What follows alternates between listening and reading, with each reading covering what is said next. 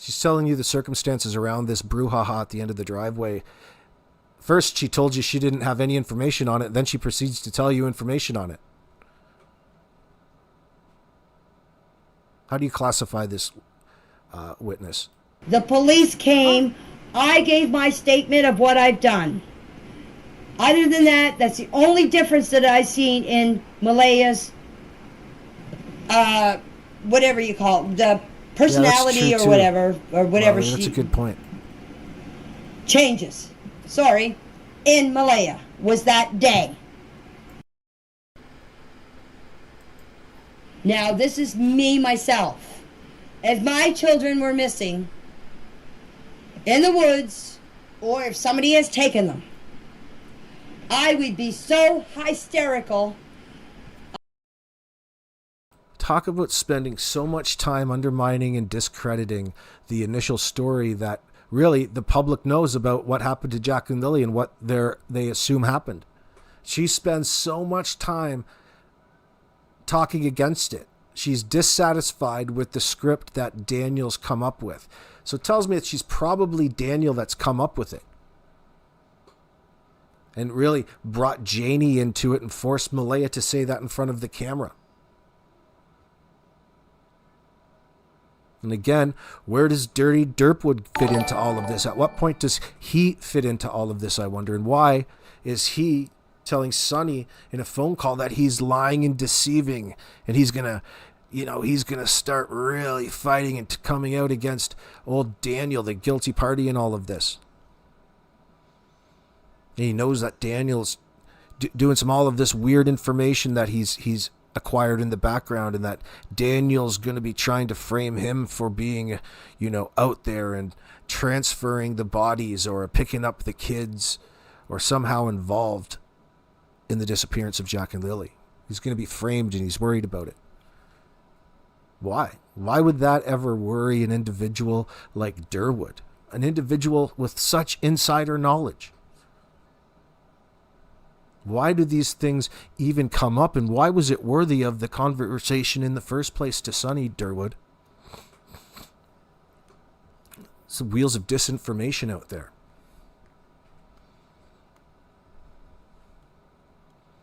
At some level, the funny part about all of this, Darren Geddes thinks that he's smarter than the RCMP. And he thinks he's smarter than everybody else out here. And he's betting that just because people see him and recognize his bullshit, that it's still going to somehow magically work in his favor, that they're not going to be brought to justice in any of this.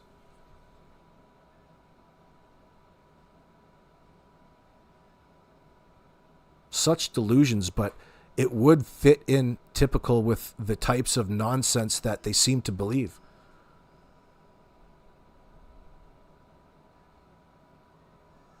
Pink Rosa 777 says, wasn't Derwood hanging out in Janie's driveway during an interview? Yeah, this CBC interview. Maybe they're closer than we think. Oh yeah, he's over there all the time. He misrepresented, lied about it, still pushed that live long after the fact about how he got to know about this particular case, that stupid story that he gave Sonny. Oh yeah, all of that was used to deceive Daniel in that sense. Meanwhile, you come to learn that they have a long history. Jordan and him used to work at the mill. Even Derwood probably got fired from that mill a couple times. They all play music, even Kent. They probably all play music in the same old pedo band. Rage Against the Math Machine. The Smashing 8 Balls. Old Lobster Claw Corbett. Sideshow Freak.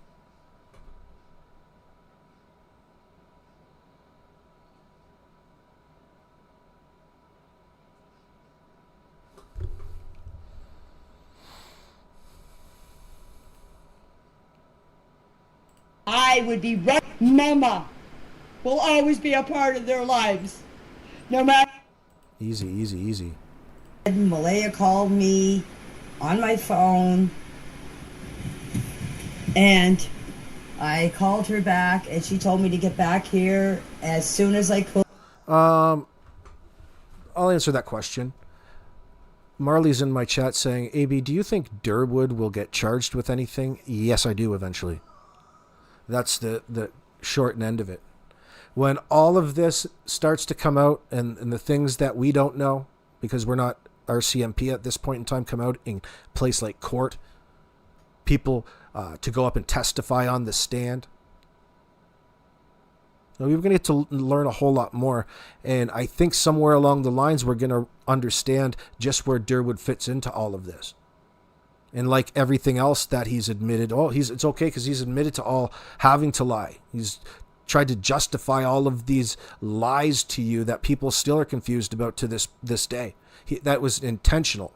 He came out and intentionally manipulated all of the individuals that were concerned about Jack and Lily and used other people's channels to do it. 3 in particular, I believe.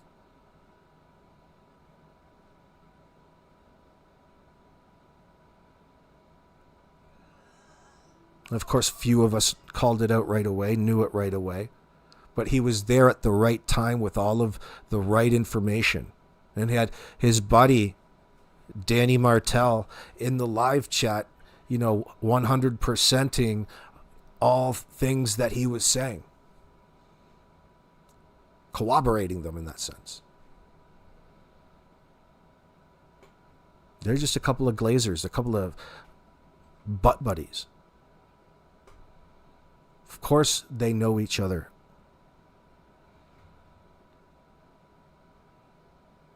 The fact that they lie to you and want to get away with those lies, it's just one more. What's one more to them? They're lying about everything else. And that, listen, we've been here since day one. We've met them every step of the way. We've given them the benefit of the doubt. Up to a point.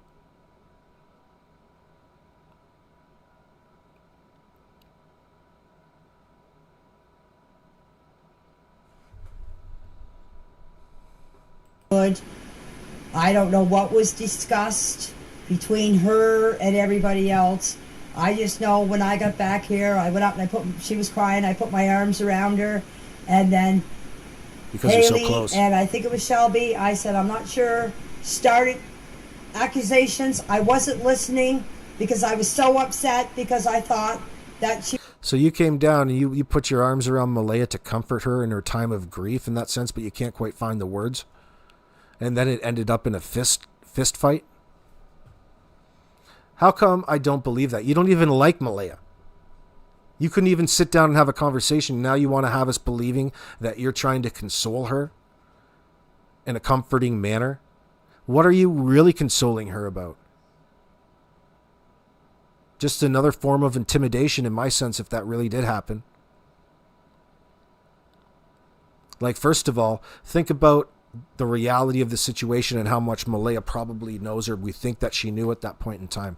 Here's a woman who's probably, or quite possibly, guilty and violently unaliving 2 of her children. We know Daniel's probably not the only one. We just don't know yet how Janie figures into all of this, but she is balls deep, you could say. She's balls deep in this situation. She's put herself there, and she's not doing very well.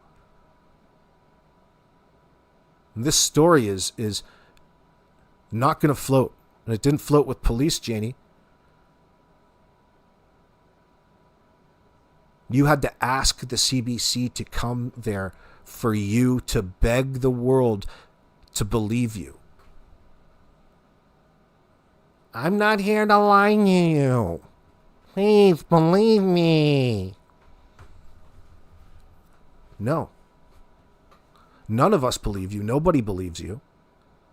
The fact that you want to beg for people to believe this bullshit story tells us how guilty you are in whatever happened to Jack and Lily. Who has that need? Such a desperate, primal desire to get away with something that you know is going to see you behind bars for the rest of your life, honey.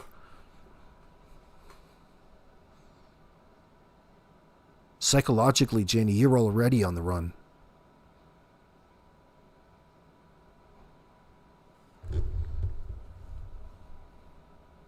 He was calling me back to tell me that the kids were deceased. I said dead in my statement to the cops, but I'm sorry, I mean deceased. And then the next thing I know... See, that's her going back to back to back to back introductions of the word deceased, death, dead, in relation to whatever happened to Jack and Lily. Nobody else has introduced this. Janie's introduced this. She introduced it once, and then she got comfortable doing it again and again. It tells me that there's something, and that's part of her cognitive load in the background, and she, well, I guess you can consider leaked, but who cares about that for a second? The fact that she has the need to unload that off that cognitive load tells you that it's one of the things that are bothering her.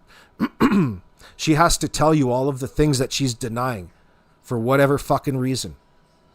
Rather than like a person who's not guilty of anything doesn't sit there and think about all the things that they're innocent of or not guilty of.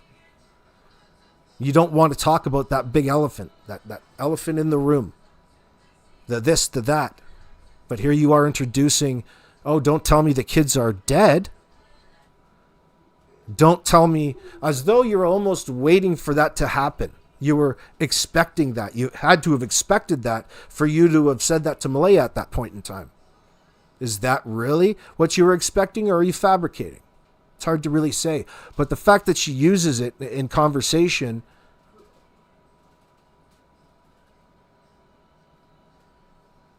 is remarkable. It's a testament to just how guilty this SOB must be. And they've got no problem lying. They've got no problem if you know that they're lying. They've got no problem sitting there, continue to bullshit their way through this for as long as it takes. Talking you in circles.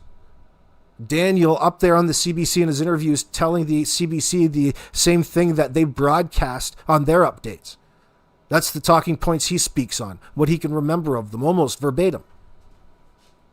Major avoidance, kids.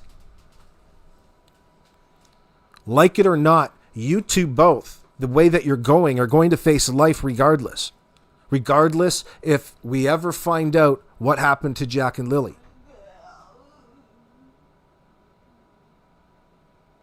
There's so much of your behavior that's publicly available. They'll certainly be able to tie you guys together in some sort of lie here, there, everywhere. A totality of them. Maybe they'll look at it from all different angles. They just have to demonstrate that you're being deceptive.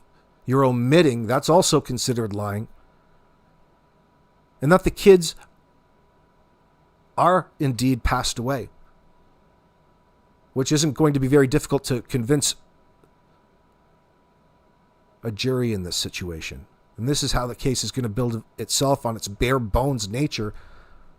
Because it feels like there's a stalemate. Because we're not in on any of the investigation. From a public setting, it can feel like it's a stalemate because we talk about the same things or seem to at the day in and day out. But you're not patient enough. And you need to be more patient.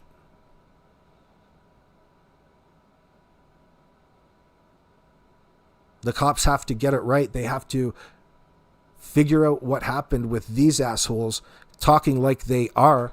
It shouldn't be very difficult to put those things together. Their jive talk isn't fooling anybody.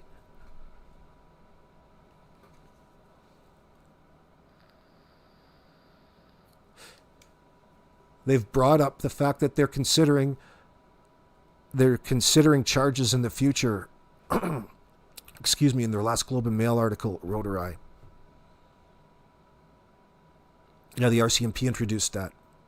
So, of course, it's a factor, and they just generalized it in that sense.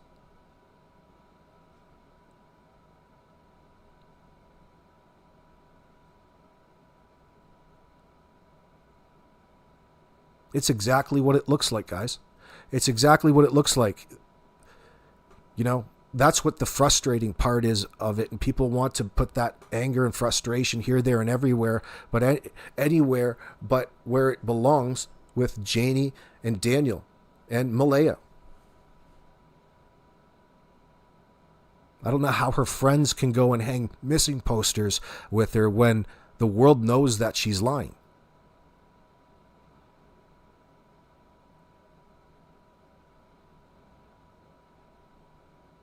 But that's their business for now.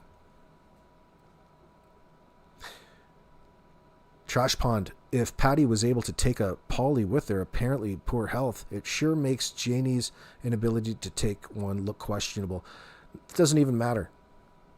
There's so much lies and deception. That's just a standard procedure with all of this in an effort to help clear their names. And also provide a place where they can ask them direct questions. So a bunch of the people who get paid the big bucks and the behavioral sciences division can look through a one-way glass at you and analyze the shit out of you in the moment. You only get these moments once in a while, right? Timing is of the essence. Having that fucker in there at that point in time.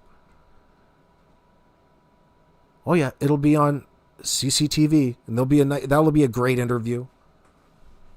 Who cares about the questions in that sense? You're looking for a baseline in that sense, and who knows how they're applying it or using it. It's voluntary. So they approach them by saying, in an effort to help clear you of any wrongdoing in all of this, do you mind taking a polygraph examinations? And these answers are easy peasy. And look at how old Danny reacted to it on the news, that tweaker. He couldn't help but keep that smile, that duping delight. It was out all over, and he was telling you just how innocent he was and how is this dude that fucking stupid, do you think? This guy believes and misunderstands the purpose of the polygraph in the first place. Like, one, it was a test that you were going to be able to pass, or somehow exonerated you from any wrongdoing. They're not admissible in court. They're a tool. And they had a tool hooked up to the polygraph, it sounds like. Well, people should just all realize just how innocent they are after the polygraph. Well, isn't that interesting that the RCMP didn't hurry out with a update that you guys have been cleared in any wrongdoing in any of this? Doesn't sound like it did much of its job. Listen, it wasn't a test that he could pass in this sense. Not like it's going to mean anything. Especially with your experience and your tolerance level with the mathematics. Zip, zip, ring. All these cops, I think there was 5 cops showed up, and they took Malaya aside. Actually, Officer Mason took Malaya aside and talked to her. The other 2 people, I ordered them off the property, and an officer took me aside and got my statement. And after that, I left and went and talked to Daniel to see if he was okay. Because apparently, if you listen to Logan's You okay, Slugger? TikTok or interviews on TikTok, she can explain more to you than what I know. So I know Daniel was upset, and I went to see him. That's when I left everything, and everybody took off. I didn't know where anybody was going or what was going on. It's important to put that in the time frame, and I guess we could wonder about it now. The one thing that is out of their control is this break between Malaya and Daniel. I don't believe Daniel really expected it at that point in time. Maybe he did. It'll be interesting to find out over time. But it sure threw a wrench in plans, I think. And it threw Janie for a bit of a spin, because it kind of fucks up the narrative. But thank God that Malaya hasn't spoken since then. We don't know what she said to police, of course. Good to see you, Taze. We don't know what she said to police.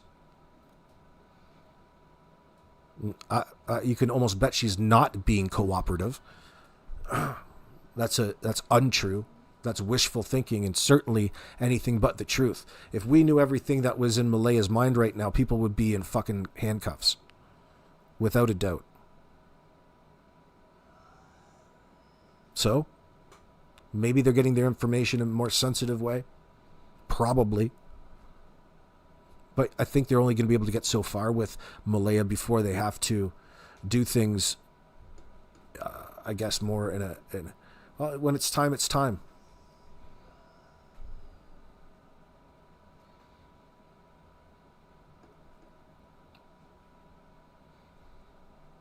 She doesn't have to say anything. Right? She has the right to remain silent. Boy, is she exercising that publicly. It tells me, and Belinda was right, that she never felt that the kids were coming back, telling me that she already knew what had happened. The reason why they had to come up with this cover story. Really, the power dynamic was out of her control. It was imposed upon her in that sense, and she doesn't know any different. She's already in a situation where she lives, probably in a bit of fear and desire to get the hell away. So she's malleable. She's easily intimidated. Like, you can make her do things in that sense.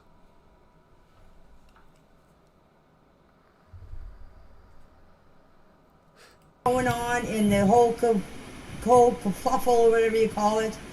So I went and talked to my boy to see if he was okay. After that, everybody just left. So I don't know what went on. So it sounds like after this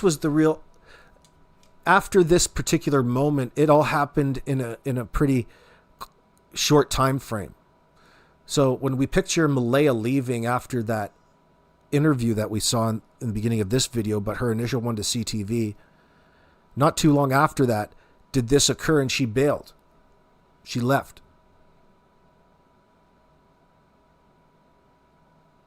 And this was around the same time, not too far apart from this brouhaha where Haley says that she was, remember the whole situation with Daniel smoking the mathematics in the bathroom and her getting wise to it and recognizing just how tweaked out he was?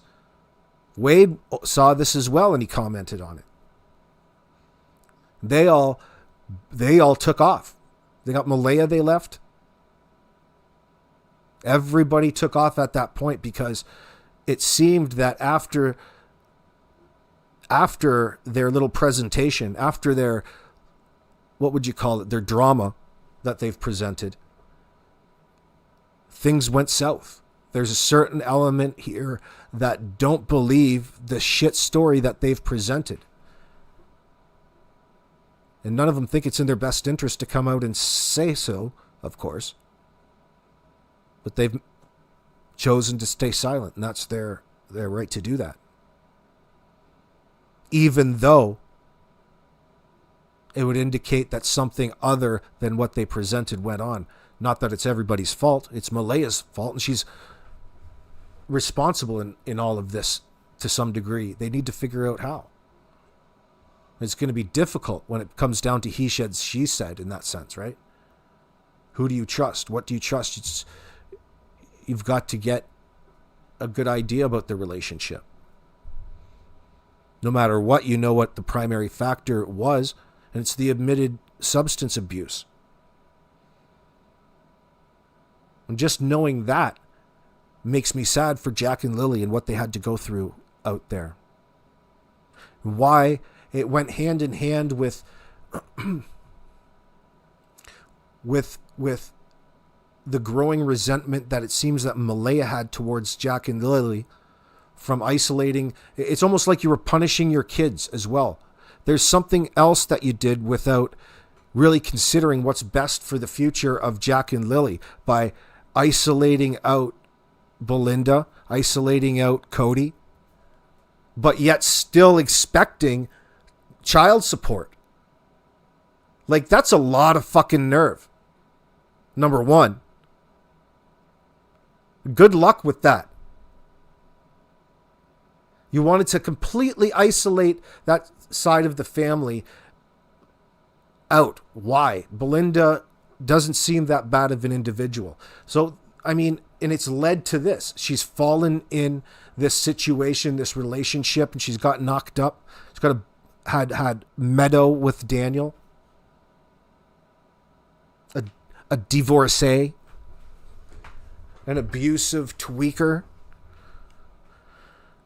And she well knew about his issues for 2 years and lived with him. Chose to do this.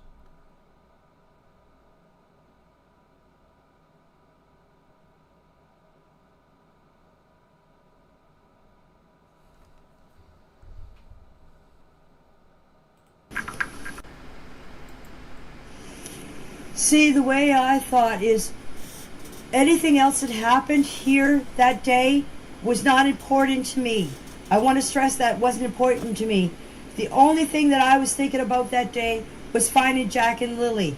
And I spent all day, except for when I came here and had a little bite to eat because my daughter-in-law brought some food, and I had a sandwich, and then she took the rest of the food into the trailer, and the ones that were in there, all her family, ate all the food. Anything that anybody brought, they took it to the trailer, and they ate it all. We didn't get anything. We had to... Like, you want to turn something that should be very straightforward into some sort of family reunion, number one, is very bizarre. It had to have been bizarre to watch the RCMP, and it's a complete distraction for them. That's what the intent was. It's a distraction. It sells it for a greater group of people, especially your immediate family and those who are related to Jack and Lily. And the plot to the play was putting the blame all on to Jack and Lily as though they just wandered off into the bush. Completely ridiculous. Anybody knows that they, if the way that you portrayed the story, the way that you guys want to portray it, you should have been able to see those kids. What was the reason for having, to invite all of these individuals to come out and participate in a search, and something so out of reach where you know exactly what the packages are that they're looking for? So you want to be everything to everybody. You never want to commit. You want to have this event, this search event. Why? On one hand, you talk about how it's completely crazy and you don't believe the kids ever wandered into the bush. Well, you sure spent weeks searching and searching and searching and said you'd never stop, Danny. What's the reason for the contradictions?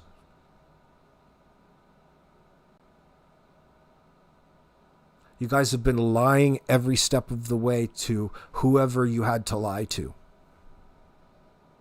Saying whatever you thought you needed to say.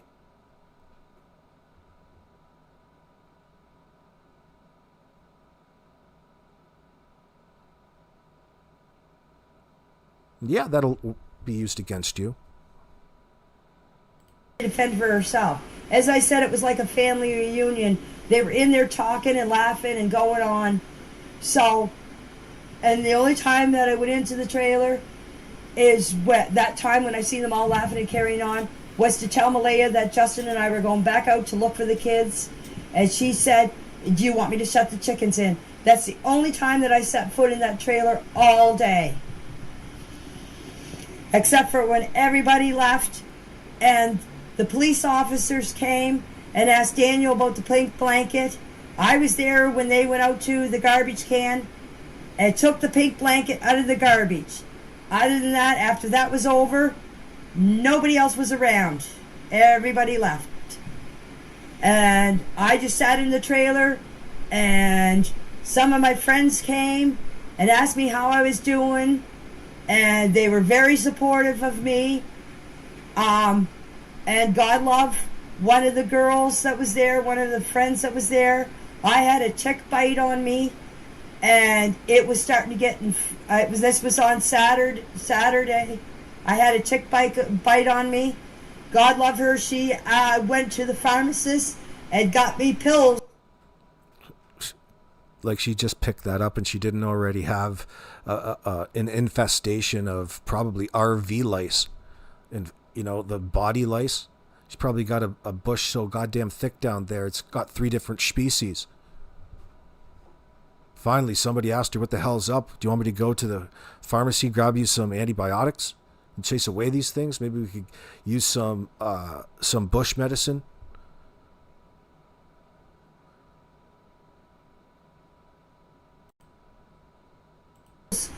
Because I wouldn't leave the property. I never left the property all the time those kids were missing. And after the search, I still don't leave the property. I may go to town maybe once a week or once every 2 weeks. I stay here and tell reporters to get off my property because I don't want to talk to them. And I'm a homebody. I'm like a hermit. I don't go anywhere. And I was that way before this all started, before the disappearance of Jack and Lily started, and I'm still a hermit. That's an interesting way of phrasing it. Before this disappearance of Jack and Lily started, this thing, that's her closest I've seen her get to actually referring to what it is that she's talking about when she says this and that, the thing that she's avoiding.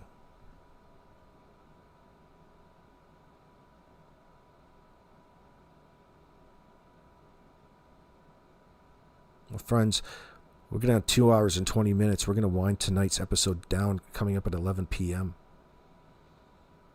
Getting into AB's nap time. So I'll leave you with a little bit of G-Funk before we get the hell out of here.